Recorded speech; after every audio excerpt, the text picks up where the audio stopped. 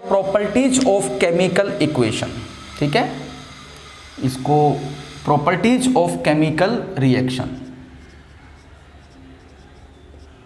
Properties of chemical reaction,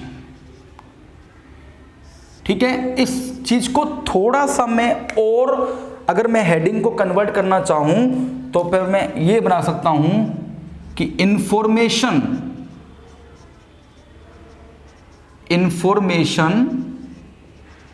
given by chemical equation, ठीक है। अगर इसको छोटी सी और थोड़ी सी अच्छी लैंग्वेज में लिखा जाए तो ये कह सकते हो कि इंफॉर्मेशन क्या क्या गिवन हो सकती है केमिकल इक्वेशन के द्वारा। प्यारे बच्चों, थोड़ा सा हम एक बार ब्रीफ ले लेते हैं पीछे वाला। आप सभी को पता है कि रिएक्टेंट यहां पर होता है अटैकिंग रिएजेंट AR, इसको हम बोल देते हैं, इसको हम बोलते हैं attacking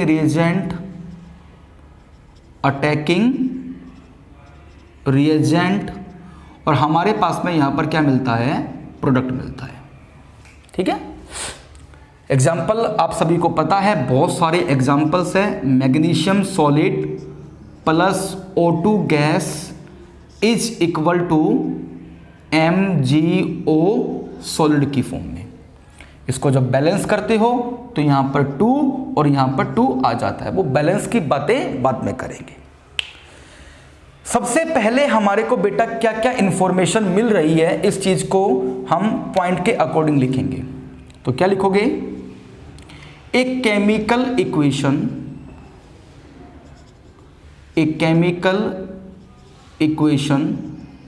give information about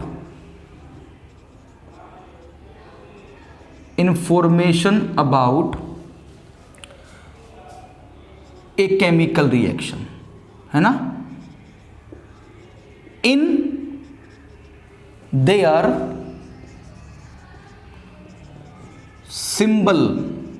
their symbolic representation, ठीक है, इन देयर सिंबॉलिक रिप्रेजेंटेशन, ठीक है।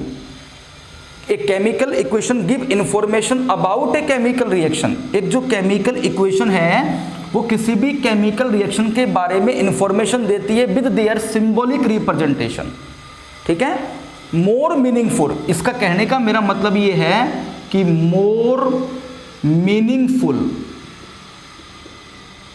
अबाउट ए केमिकल रिएक्शन, है ना।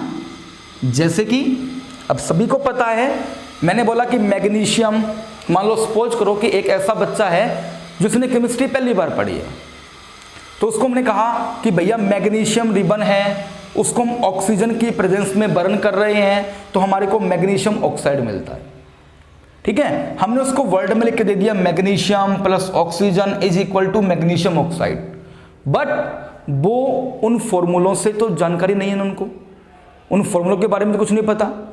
हाँ, हमने उसको कहा कि मैग्नीशियम ये होता है, ऑक्सीजन ये होता है और मैग्नीशियम ऑक्साइड ये होता है, तो उसको 3 जानकारी मिली। उसको मैग्नीशियम का सिंबल पता लगा, उसको ऑक्सीजन पता लगा गैस की फॉर्म में लिखी जाती है, उसको मैग्नीशियम ऑक्साइड का फॉर्मूला पता लगा। तो मतलब ये है कि give a meaningful about a chemical reaction. दूसरा हमारे पास में आता है a chemical equation give information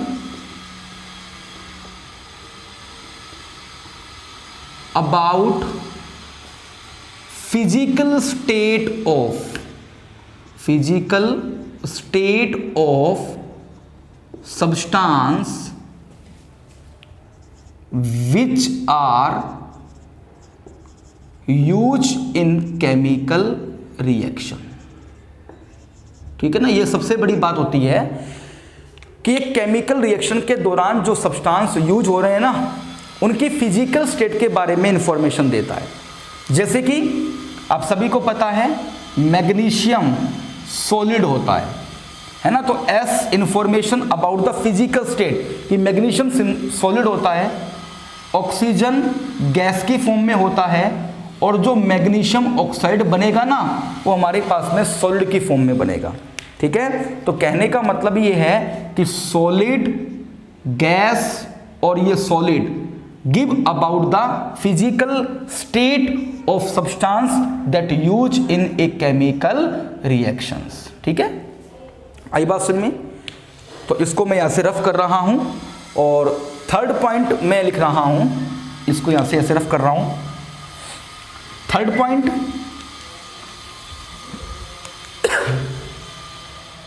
third point में क्या लिखा जाएगा?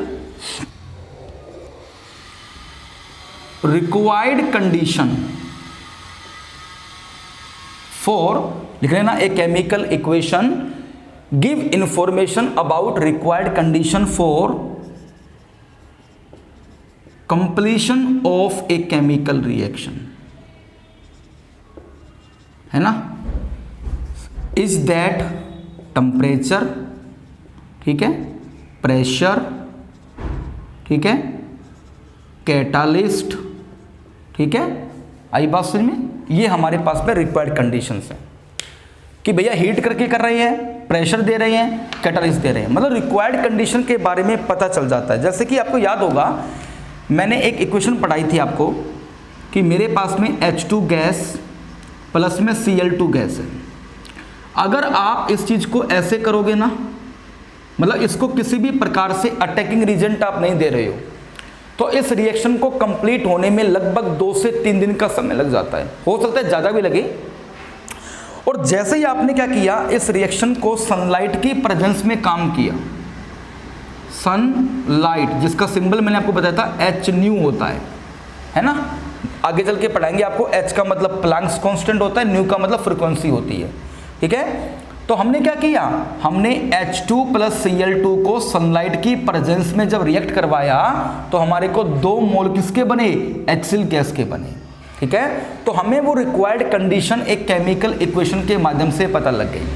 ठीक है, और बहुत सारी रिएक्शंस मेरे पास में हैं, हम आगे चलेंगे तो आपको पढ़ाएंगे सारी बातें ये। ठीक है, उसके बाद में आता है फोर्थ पॉइंट। फोर्थ पॉइंट क्या कहता है? A chemical equation give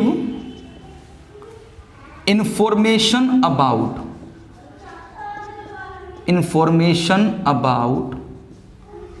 whether a reaction is exothermic और एंडोथर्मिक, है ना?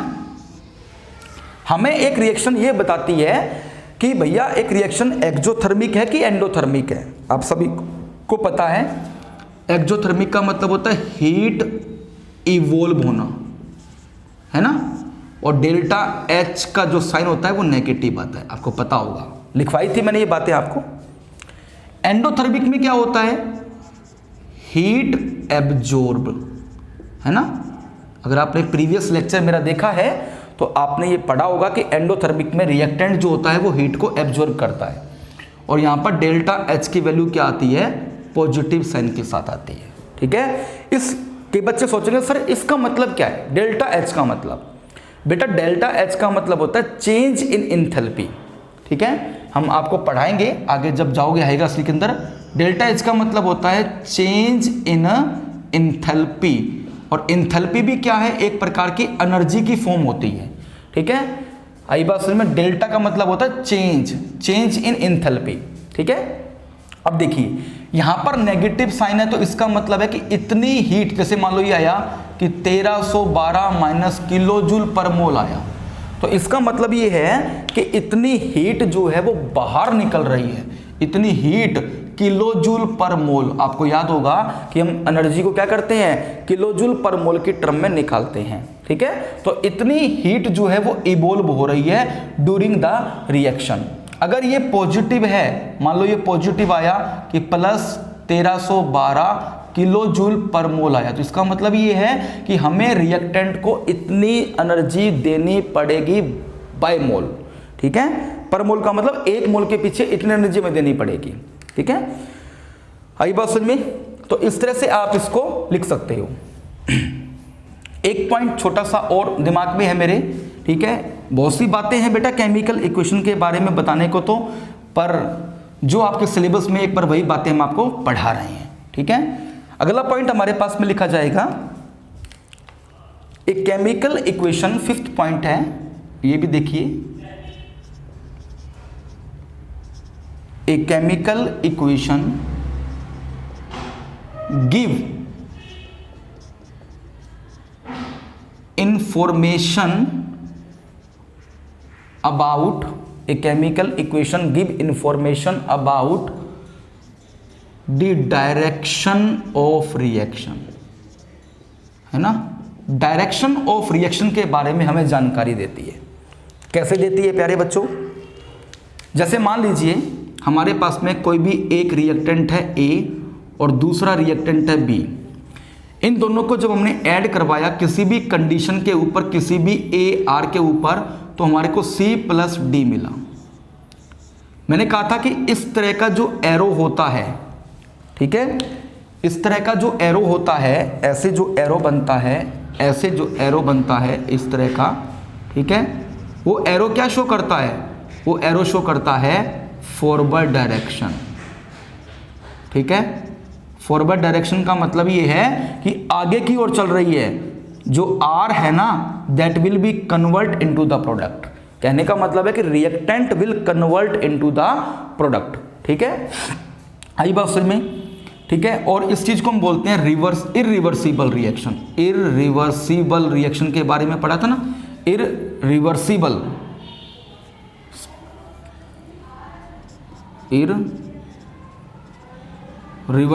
रिएक्शन, है ना, एक ऐसी रिएक्शन जो बैक प्रोसीड नहीं कर सकती है, ठीक है। सपोज करिए कि इसी प्रकार से हमारे पास में कोई रिएक्शन और है जो क्या करता है, ऐसे एरो शो करता है, आधा इस तरफ और आधा इस तरफ। तो इसका मतलब क्या है? इसका मतलब ये है, इसका मतलब ये है, इसका मतलब ये है कि ऐसे आप इसको नोट कर सकते हो बेटा। इसका मतलब है कि ये फॉरवर्ड में जाएगा, ये फॉरवर्ड रिएक्शन है, और ये हमारे पास में बैकवर्ड रिएक्शन है, ठीक है। तो एक ऐसी रिएक्शन जहां पर फॉरवर्ड और बैकवर्ड दोनों प्रोसीड होते हैं, उस चीज को हम क्या बोलते हैं? रिवर्सिबल रिएक्शन बोलते हैं। क्या बोलते हैं बेटा? इस केस को हम क्या बोलेंगे बेटा? रिवर्सिबल। क्या बोलेंगे? रिवर्सिबल रिएक्शन बोलेंगे। एग्जाम्पल प्रीवियस लेक्चर में आपको बताए थे मैंने, ठीक है। जैसे एग्जाम्पल मेरे दिमाग में भी एक कि N2 gas plus 3H2 gas, ठीक है, ये आयरन कैटालिस्ट हो गया है, उसकी प्रेजेंस में क्या करता है? 2NH3 गैस बनाता है, ठीक है। तो इसका मतलब क्या है? This is the reversible reaction. मतलब a equation give information about the direction of reaction. It is either go forward और बैकवर्ड। आइदर गो जाएगी मतलब फॉरवर्ड में जाएगा, फॉरवर्ड में होगा तो मतलब रिवर्सिबल इरिवर्सिबल रिएक्शन होगी, और वही रिएक्शन बैकवर्ड में आ रही तो इसका मतलब इरिवर्सिबल रिएक्शन, रिवर्सिबल रिएक्शन कहलाएगी, ठीक है। तो रिवर्सिबल और इरिवर्सिबल रिएक्शन ये भी आपका पार्ट है। तो इतनी इंफॉर्मेशन जो है वो हमारे को केमिकल रिएक्शन देता है, ओके। अब देखिए कहीं ना कहीं इंफॉर्मेशन देता है तो कहीं ना कहीं लिमिटेशन भी होंगी। तो नेक्स्ट टॉपिक जो है वो हमारे पास में रहता है कि लिमिटेशन ऑफ केमिकल इक्वेशन। भैया क्या लिमिटेशन है? मतलब लिमिटेशन का मतलब क्या है? जो जानकारी हमें नहीं मिलेंगी वो लिमिटेशन हो जाएंगी, है ना। तो सबसे पहली जो लिमिटेशन है वो ये है टाइम की, ठीक है। हाँ, टाइम की लिमिटेशन है। फर्स्ट क्या लिखोगे? A chemical equation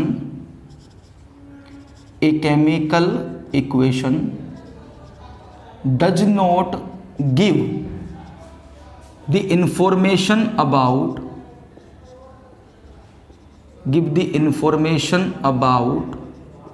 completeness of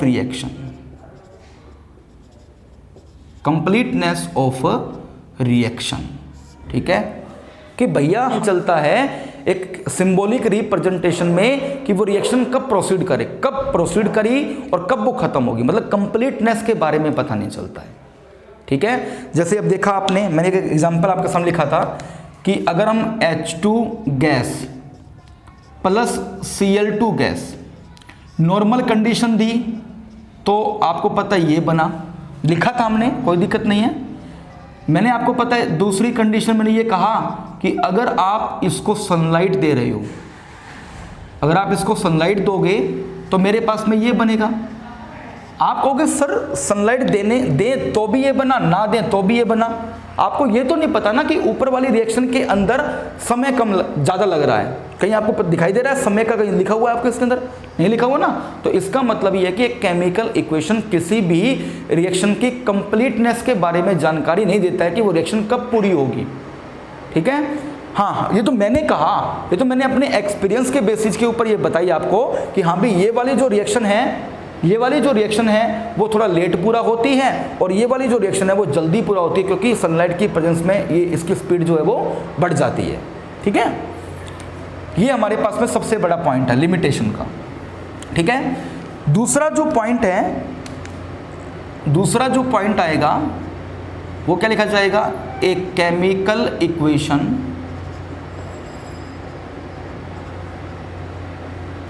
does not give the information about, ठीक है, a chemical equation does not give the information about concentration of the reactant and product। प्यारे बच्चों, एक छोटी सी जानकारी आपके सामने लिखी है कि कंसंट्रेशन रिएक्टेंट एंड प्रोडक्ट की कोई पूरी नहीं होती है। देखो एग्जाम्पल देखो, सबसे पहले सुनो, what is the meaning of concentration. Concentration का मतलब होता है अमाउंट ऑफ सब्सटेंस। ठीक है, अमाउंट ऑफ सब्सटेंस प्रेजेंट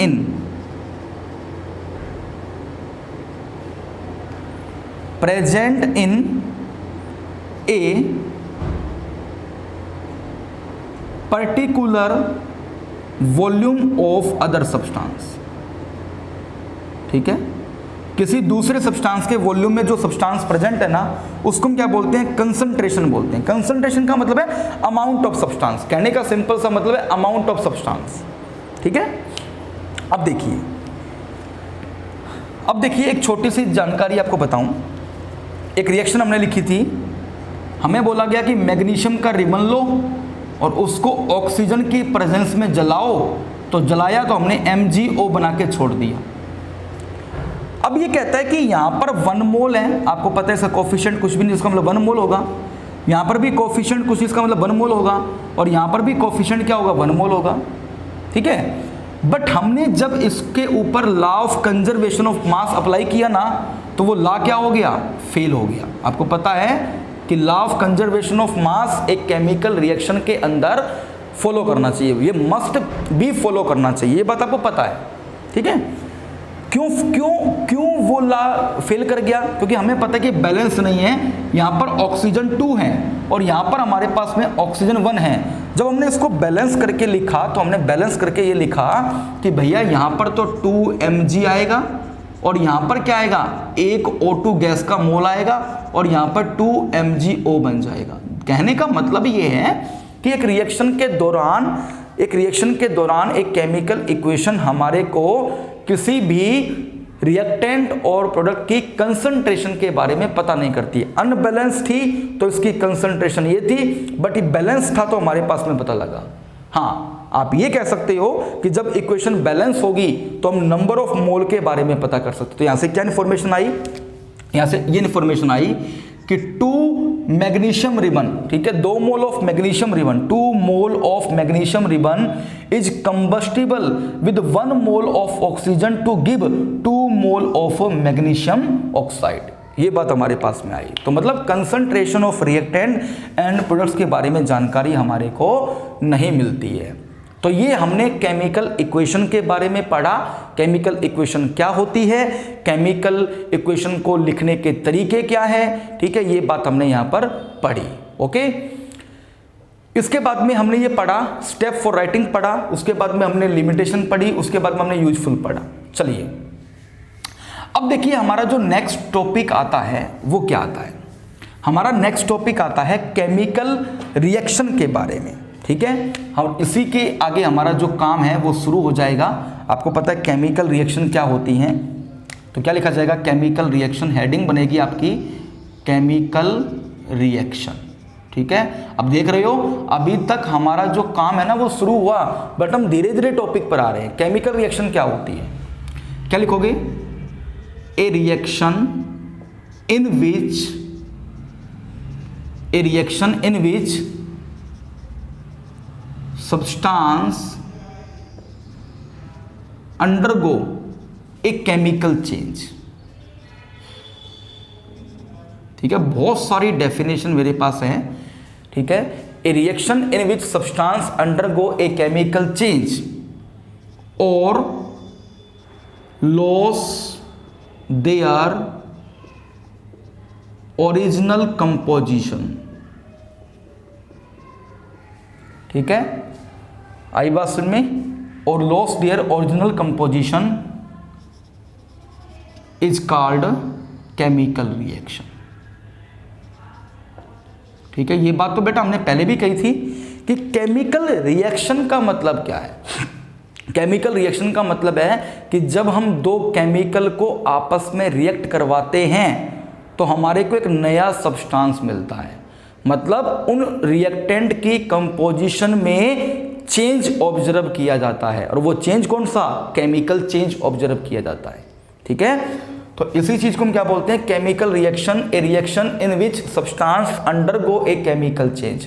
अगर कोई भी सब्सटेंस है, अगर वो एक रिएक्शन के दौरान केमिकल चेंज को ऑब्जर्व करता है, केमिकल चेंज के अंडरगो जाता है, तो उस रिएक्शन को हम क्या बोलते हैं, केमिकल रिएक्शन कहते हैं। सिंपल सी मतलब है, केमिकल रिएक्शन मीन दैट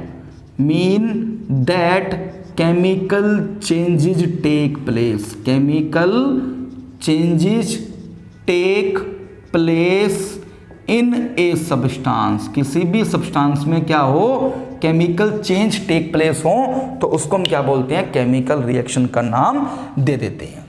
चलिए प्यारे बच्चों, बहुत देर से हम एक रिएक्शन पढ़ रहे हैं, magnesium plus oxygen plus is equal to ये बनता है। चलिए, magnesium plus oxygen is equal to magnesium oxide. ठीक है, ये बात आपको पता है। ये हमारे पास में क्या है, वर्ड इक्वेशन है। वर्ड इक्वेशन का मतलब क्या है, वर्डिंग में लिख रहे हैं। सिंबॉलिक रिप्रेजेंटेशन क्या हो जाएगा, सिंबॉलिक रिप्रेजेंटेशन क्या हो जाएगा, Mg, चलो S लिख देता हूं, O2 गैस और इज इक्वल टू MgO। ठीक है, जब आप इसको बैलेंस करोगे तो यहां पर 2 आएगा और यहां पर भी 2 आ जाएगा। चलिए, बहुत देर से पढ़ रहे हो है ना, इसके बारे में 2-3 बातें आपको बताता हूं। जो मैग्नीशियम ऑक्साइड होता है ना, वो वाइट कलर का पाउडर बनाता है, वाइट कलर पाउडर। ठीक है, जब तुम मैग्नीशियम रिबन को, मान लीजिए सपोज करो कि मेरे पास में एक मैग्नीशियम रिबन है इस तरह का, ये कोई भी 2 सेंटीमीटर मान लो Mg का रिबन है। ठीक है, इस रिबन को आपने क्या किया, ऑक्सीजन की प्रेजेंस में जलाया, तो दार्जिलिंग फ्लेम के साथ जलता है ये, दार्जिलिंग। ठीक है, दार्जिलिंग फ्लेम, थोड़ा स्पेलिंग चेक कर लेना, दार्जिलिंग फ्लेम के साथ। ठीक है, दार्जिलिंग का मतलब होता है एकदम से तपाक चलेगा, तीखी सी लो उसकी आएगी, उसको हम बोलते हैं Darjeeling flame.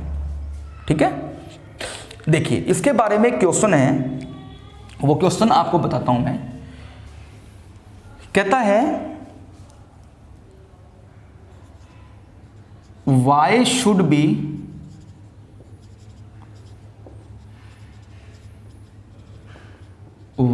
B A magnesium ribbon be clean before burning. ठीक है, बिफोर बर्निंग। ये क्वेश्चन है बेटा, कहता है कि मैग्नीशियम रिबन को जलाने से पहले ना उसको क्लीन क्यों किया जाता है। ठीक है, तो सुने, मैं सिंपल समझा रहा हूं आपको। एक मैग्नीशियम रिबन जो होती है ना, वो एयर के अंदर पड़ी होती है, आपको पता है, एटमॉस्फेयर में पड़ी है। और एटमॉस्फेयर में क्या होता है, एयर होती है। एटमॉस्फेयर में पड़े होने की वजह से क्या होता है, उसके ऊपर मैग्नीशियम ऑक्साइड की लेयर पहले से ही जमा हो जाती है। ठीक है, कि when magnesium ribbon is contact with air, कि जब मैग्नीशियम रिबन को एयर के कांटेक्ट में रखा जाता है तो वो एयर से क्या करती है, रिएक्ट करती है। It will react with air and form A magnesium oxide layer on deposit on it. ठीक है, क्या होता है, मैग्नीशियम ऑक्साइड की लेयर जो है वो जमा हो जाती है। ठीक है, with the reaction of air. अब आपको पता है कि जब इसको कंबस्टिबल करेंगे, जलाएंगे, तो डिफिकल्टी क्रिएट होगी, हमें पता जलेगा नहीं। तो क्या करते हैं, हम इसको रैगमार्क पेपर से साफ करते हैं। जब इसको हम रैगमार्क पेपर से साफ करेंगे तो जो ऑक्साइड की लेयर जो जमा हुई है उसके ऊपर, जो ऑक्साइड की लेयर जो है वो डिपॉजिट हुई थी, वो क्या हो जाएगी, वो यहाँ से हट जाती है, मतलब बाहर आ जाती है। ठीक है, और हमें क्या मिलता है, सिर्फ मैग्नीशियम रिबन मिलता है। और जब उस मैग्नीशियम रिबन को तुम ऑक्सीजन की प्रेजेंस में जलाते हो ना, तो it will give white colour powder cold magnesium oxide. उसको हम क्या बोलते हैं, मैग्नीशियम ऑक्साइड बोलते हैं। इस रिएक्शन का एक नाम और भी है, इस रिएक्शन को आप कह सकते हो कंबशन ऑफ मैग्नीशियम रिबन। ठीक है, कंबशन ऑफ मैग्नीशियम रिबन कह सकते हो। ठीक है, तो प्यारे बच्चों, काफ़ी दिन से मतलब दो बार आपको पढ़ाया, तो उसमें ध्यान में था कि ये क्वेश्चन आपको बताना है। तो आज हमने आपको बताया कि why should be A magnesium ribbon be clean before burning. तो आपको पता है कि मैग्नीशियम रिबन जो है वो एयर में पड़ा रहता है, और एयर में पड़ा रहने की वजह से उसके ऊपर ऑक्साइड की एक लेयर जमा हो जाती है। ठीक है, जिसकी वजह से कंबशन करना डिफिकल्ट हो जाएगा। तभी हम क्या करते हैं, उसको रैगमार्क से साफ करते हैं।